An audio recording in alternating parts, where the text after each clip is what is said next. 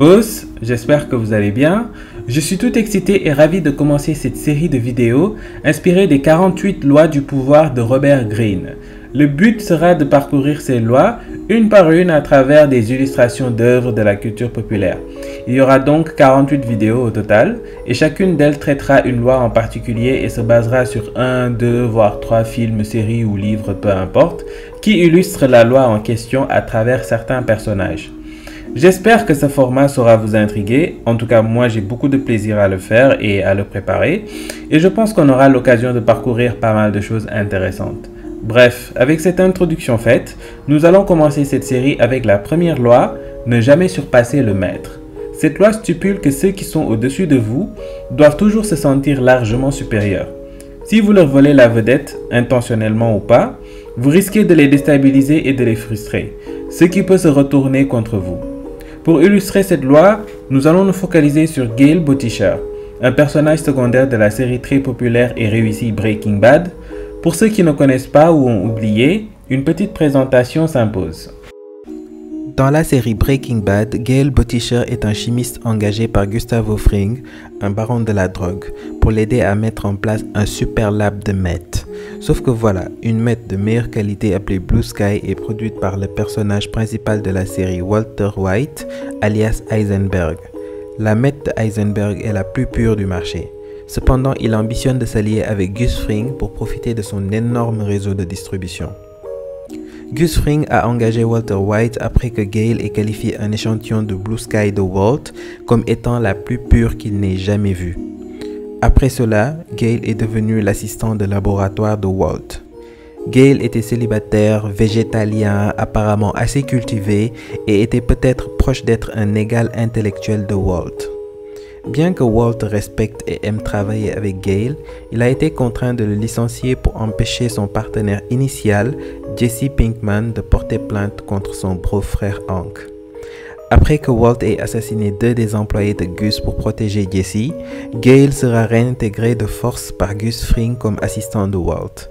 Le plan de Gus était que Gale maîtrise la recette de Walter White. Gale reprendrait alors le laboratoire lui-même et Walter serait assassiné pour avoir tué les employés de Gus.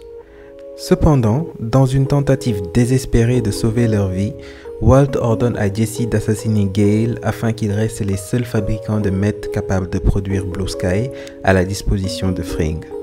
Et c'est ça qui valut à Gale de recevoir une balle dans la tête. Dépasser le maître n'est jamais une bonne idée.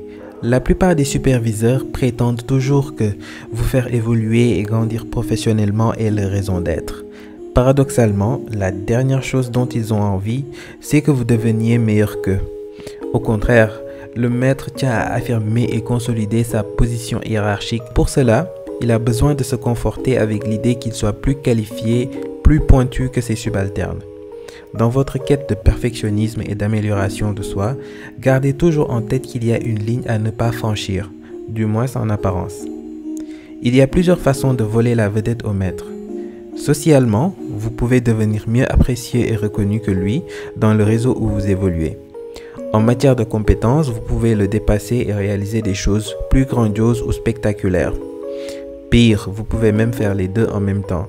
Mais dans tous les cas, vous allez créer un sentiment d'insécurité chez votre maître qui se sentira de moins en moins indispensable et donc fatalement de plus en plus menacé. Ça fera naître une gêne voire de l'animosité entre vous deux. Dans les cas les plus extrêmes, votre maître cherchera à se débarrasser de vous ou à vous éliminer pour mettre quelqu'un de moins compétent à votre place. Is 400% higher than any other officer, which is why it's high time that such skills were put to better use. We're making you sergeant. I see. In Sanford, Gloucestershire. In where, sorry?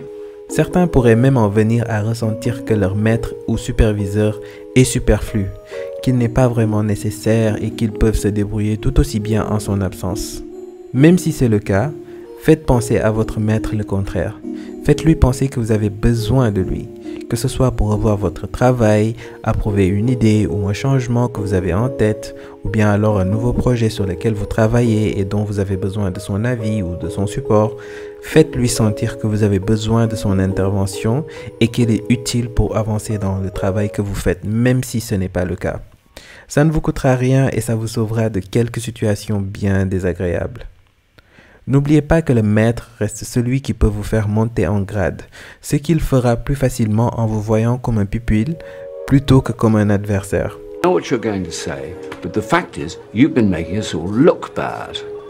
I'm sorry, sir? Of course, we all appreciate your efforts, but you've been rather letting the side down. It's all about being a team player, Nicholas. You can't be the Sheriff of London. If we let you carry on running around town, you'll continue to be exceptional, and we can't have that. You'll put us all out of a job. With respect, sir, you can't just make people disappear. Yes, I can. I'm the chief inspector. Il ne faut pas que les faveurs que vous recevez ou bien les compliments qu'on vous donne vous fassent prendre la grosse tête. Efforcez-vous de toujours rester humble et de ne rien prendre pour acquis.